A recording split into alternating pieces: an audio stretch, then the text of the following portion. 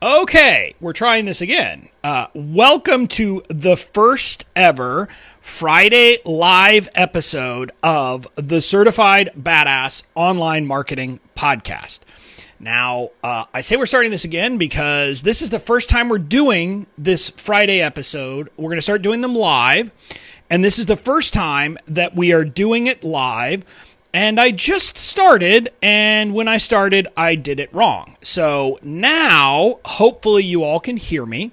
I had my mic set wrong, which happens sometimes when you're doing something new. So, but for those of you who are joining me on my Facebook Live, fantastic. I'm excited you're here. I hope someone will drop in a comment saying you can hear me, so I'm 100% sure.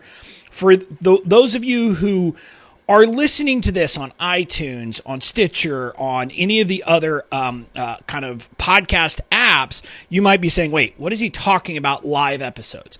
My Friday episodes are now being recorded live on my Facebook page, bobbyklink.com, or sorry, the Bobby Klink page on Facebook. You can find us there. And then automatically, through the magics of technology, they are being uploaded to Libsyn, which then sends them out to the podcast app. So if you're listening to me there, that's where why I said live. And in the future, I hope you'll join me. From now on, our Friday episodes are recorded live on my page at noon Eastern time. That's what we're doing to have some fun. Now, I got to give you a little bit of why a reason why you should join me live. Number one, you'll get to see me and you get to see some fun things. Like, for example, today I am wearing a shirt that says "Not a Ninja." I'm going to move my mic. I did this before for people who are here, but for people who are just now seeing it, you'll see it. And I'm wearing it because it's one of my favorite sayings that being a badass online marketer is not about ninja tactics or secrets or any of that stuff. It's about doing the basics right. So that's some of it. Now, the other reason you might want to join me is you get to see like how I do things. Like, for example, my notes aren't very high tech. My notes are a piece of legal paper with Sharpie on it. That's how I make my notes. And that's how I do things. And, you know, little things like that I think a lot of people get a kick out of. Like, I'm an online marketer, but literally I use a Sharpie and paper for my notes because I still like writing. So you should join us live. It'll be fun. There will be a lot of interaction in the comments, I bet. I'm not going to engage because, again, that would be kind of weird and you people listening later wouldn't get it. But you can see it. You know, you'll have some fun. So I hope in the future maybe you'll join us. So in today's episode, we're going to be talking about something that is kind of near and dear to my heart. We're going to be talking about a founder's launch. And a founder's launch is my favorite kind of launch. Now, you maybe have heard me talk about how we don't need to launch and how launching doesn't have to be the centerpiece of things, and I agree with that. But a founder's launch is my favorite kind of launch because it's short, it's sweet, it's simple, it's to the point. It is something where you basically are getting scrappy and trying something out. Basically, a founder's launch is a pre-sale. It is a pre-sale where you're testing out an idea before you've made the product that you're going to make. Now, you will most often use it in the context of a membership site.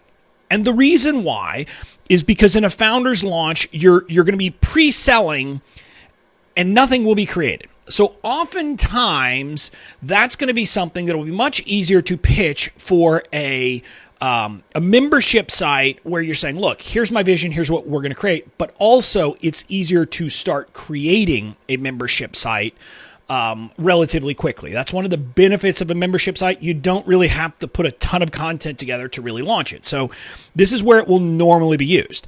And it's a concept I first learned from Stu McLaren in Tribe last year, his program about creating a membership site. But me being me, I did things a little bit differently. And, you know, part of what I did differently, like last year, he had some swipe that literally everybody and their mother was using. So like almost everybody was, you know, sending out the exact same emails or doing the exact same scripts on Facebook Live. Me being an email guy, there was no way that was going to happen.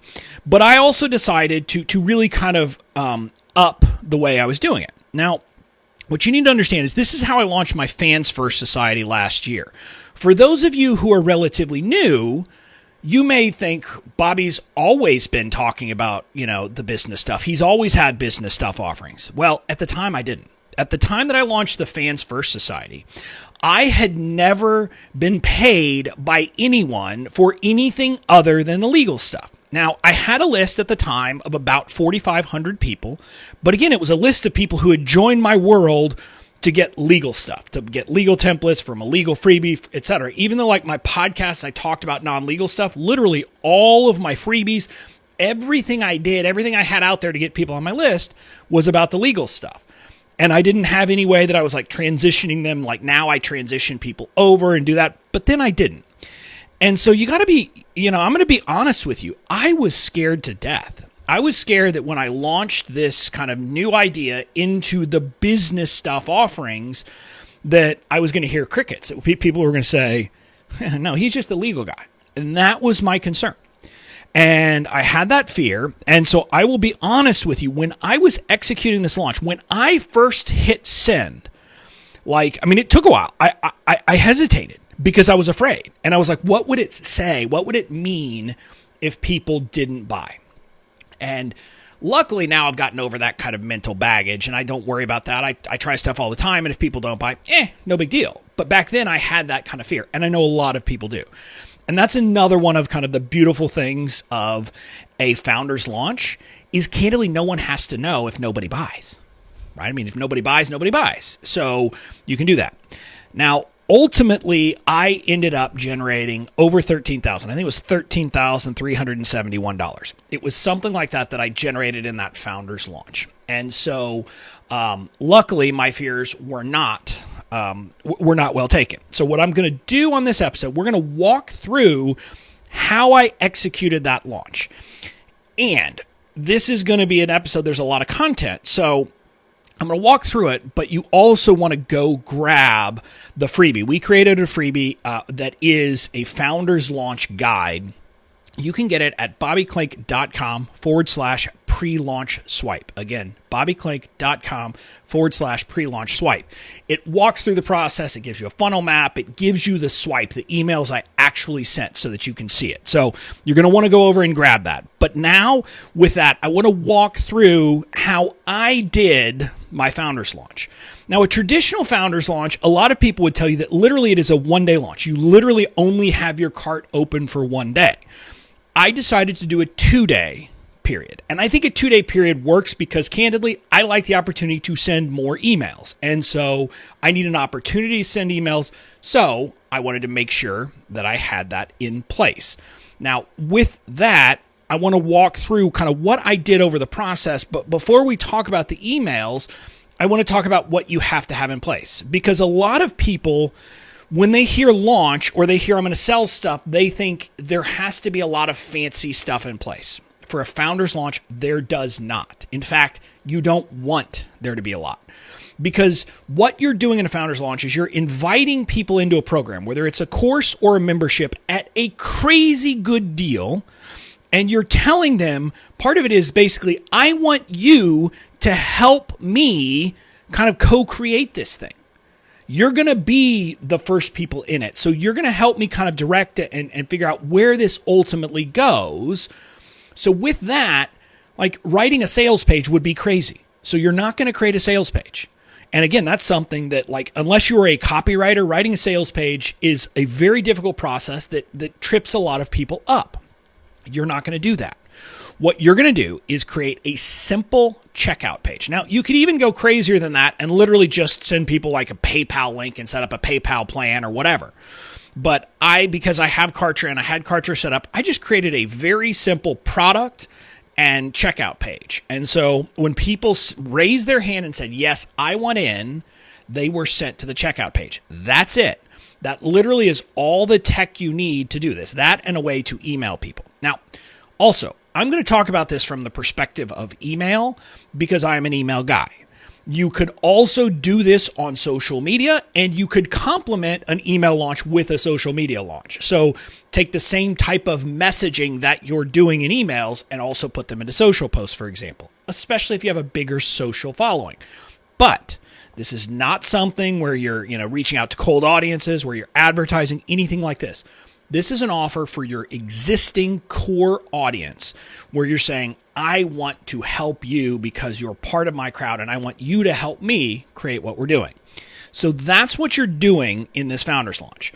And like I said, I did it over 2 days and there were 3 emails that I wrote. On day 1 in the morning, you're going to send kind of the biggest and most important email. This is what I would call a value load email. But in this context, it's very specific. A value load email is an email that oftentimes is what I refer to as kind of the first email you're going to send during a promotion.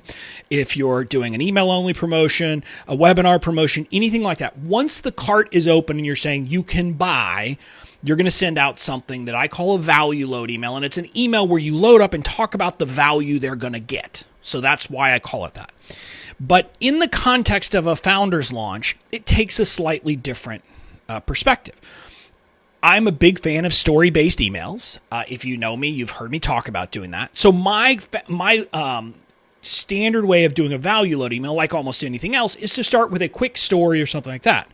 Well, in this context, for your Founders Launch, the story you're going to use is very set. It is, what is the origin story for this product? For if it's a membership, what planted the idea in your mind for this membership? If it's a course, what planted the idea in your mind to create this course? That's what you're going to talk about. In my case, I told the story that most of my followers have heard many times now, that Tarzan K shot me a note last Easter Sunday saying something, and that's what got me thinking, and that's what planted the idea. Just so you know, for timing-wise, I was looking at this. I went from getting that message from Tarzan to actually posting my founding launch, I think in about 3 weeks, because that's the kind of person I am, that I end up moving quickly and I get things done. So, but you don't have to go that quickly. But the point is, you want to tell that origin story. So that's the first piece of the email. The next part of the email, so the second part is, you're going to explain what you have planned for the course, for the membership, etc. And with a membership, this is why it works perfectly for a membership. Oftentimes, you don't yet know exactly. You have a general vision. You don't even have all the contours set out. That's where I was. So that you know, this was my Founders Launch I did for the Fans First Society. At the time, I didn't even have a name for it. I was calling it, I think, the True Fans membership or something like that.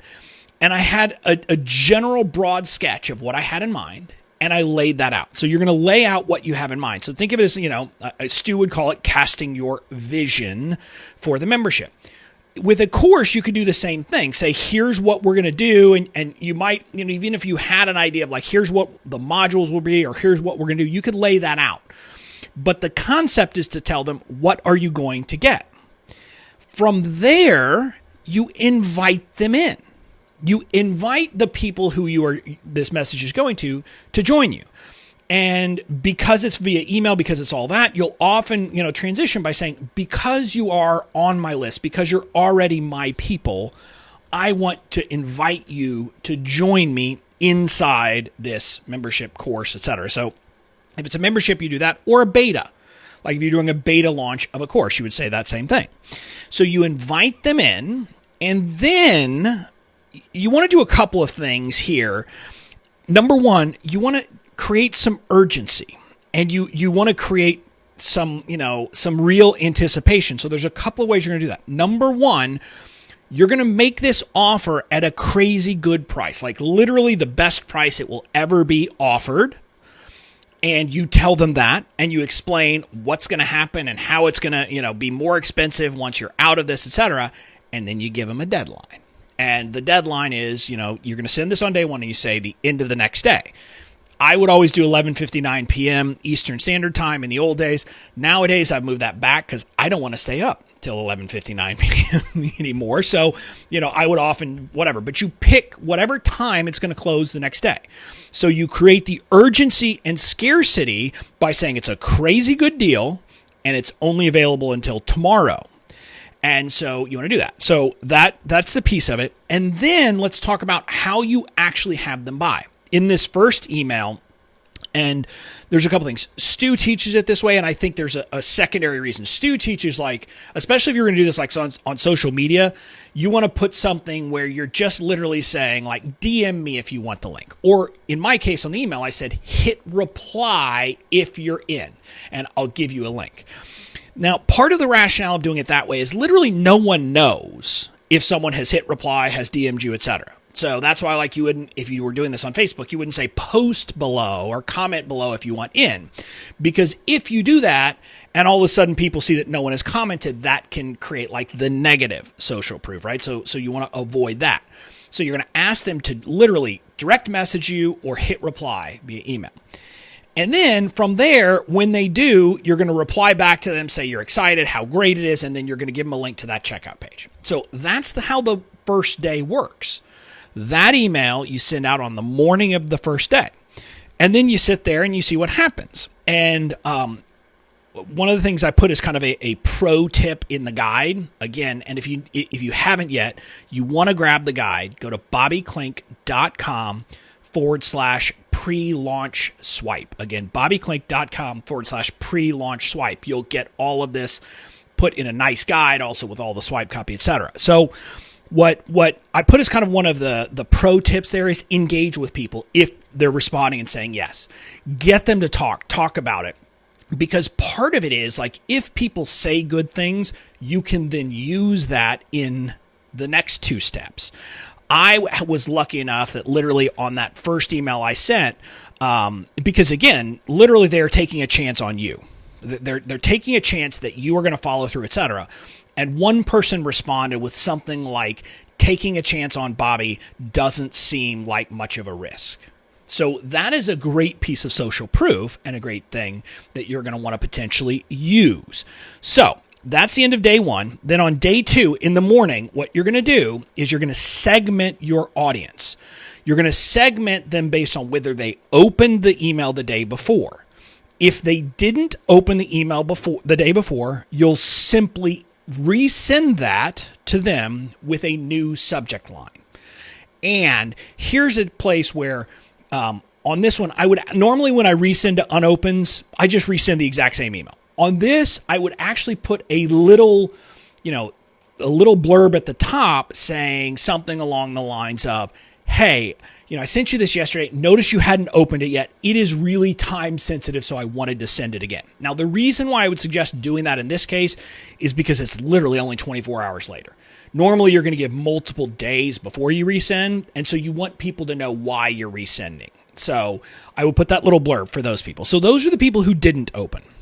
The people who did open, you want to do something different. You're going to send a credibility boost email. So I talk about this in a promo sequence that you'll want to send a case study email. And you don't have case studies for this product yet, obviously, because it's just starting. So you can't send that. But you want to send some kind of email that boosts your credibility with people who haven't yet made the decision to buy.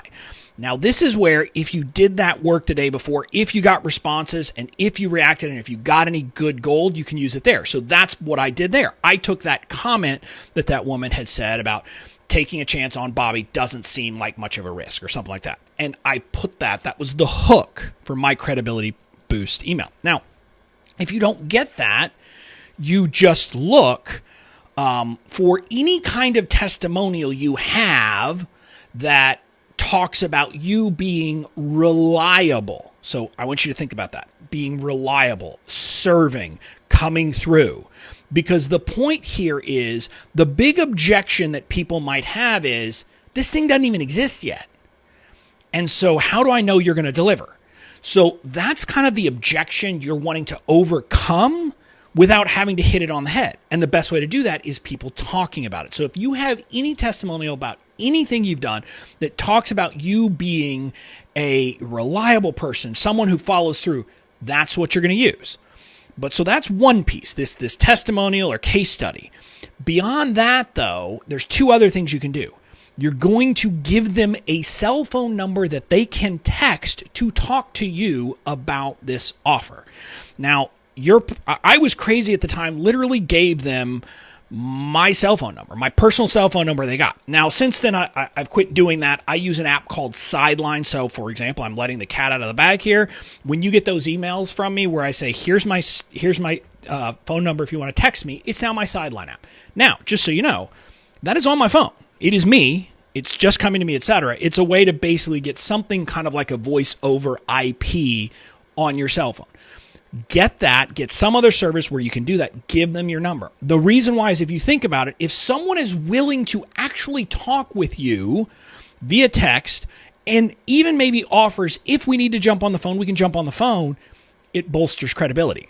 When I do this in launches, generally, I've had people say, I don't even need to talk to you, but the fact that you're willing to do that has made me decide I'm going to buy, because it just makes you seem like a reliable person. So you're going to do that. And then the last piece is say, and if you have any other questions, just hit reply. I'm here to answer them. These are all things that are making you responsive and look like a reliable person where they believe you're going to follow through. So that's kind of this credibility. So you send that the morning of the second day. And in this email, you actually include a link to the checkout page because you don't want to miss a thing where they have to email you and then you have to do it. You're going to kind of grease the wheels at this point, make it much easier. Then the final thing you're going to do is a last call email. 3 to 4 hours before the deal expires, you send a last call email, which is all about creating urgency. This is a standard kind of, hey, last call, you've got 4 hours left, you got 3 hours left, whatever it is. Hit the thing, talk about how the after this is gone, the price is gone, etc., and then you move on. And so that's it. And you send that email to everybody. And that is the process. You go through that process, and in a simple iteration, you do this once. You just do it to your entire list once. I did, and this is kind of also in the guide, as a pro tip. I did it in a slightly more nuanced way. First, I sent it to the people who had bought or had access to my signature legal offer. So I kind of thought, hey, those are the people who are my core group. So if you have a signature product that you've already sold and you're launching something new, do it to that group first. And that's what I did. I did it to them first, and I gave them a slightly better deal.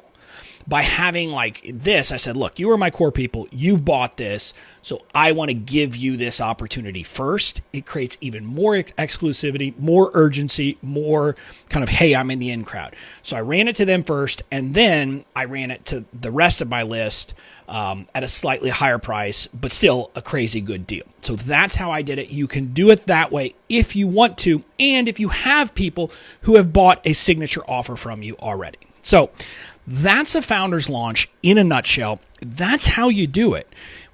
This is a great way to kind of test demand, test the water. See, are people on board with your idea? Does the market say, yes, this is a good idea? Because I don't know about you, I would rather know that the market says, nah, I don't want that, before I put in the work to create the product. And this is something that I've come around to more and more these days, is I would rather sell it before I make it. Now, again, once you get further along, there are certain products where you're like, yes, this is a simple way, this product is definitely going to be a hit. I can go ahead and create it.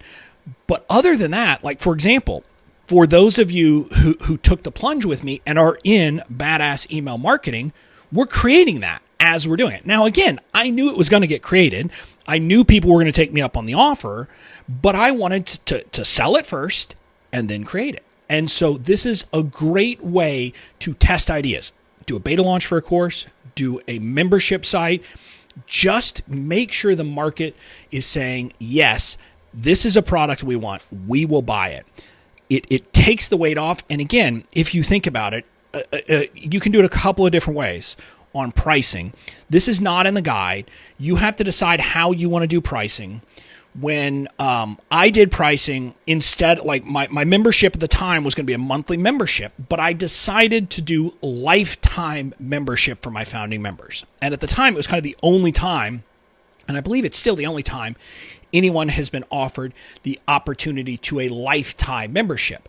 That's why I was able to bring in, a big sum of money, $13,000. Other people choose to go a different way. Other people choose to, for example, say, I'm just going to give them 50% of the standard monthly cost, and they have that for life as long as they stay. You choose which way works for you. One way is a way to get like a quick cash infusion, which I was like, hey, if I'm going to do this, if I'm going to create it, I want to go ahead and make sure that we do this. The other way is, if you go with the route of giving them a good deal on the monthly rate, so half the normal monthly rate, for example, you are creating recurring revenue. The power of either one is that what you end up doing isn't just generate revenue for yourself. You create kind of the core people who are going to be there over the long haul. Like we're now almost a full year after that launch of the Fans First Society. And I know that not all of them, but a lot of the most active members in the Fans First Society are people who signed up during that founding member launch.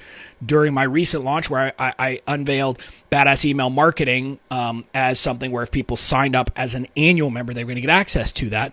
One of those founding members was in the comments saying that joining the Fans First Society was the best investment she ever made.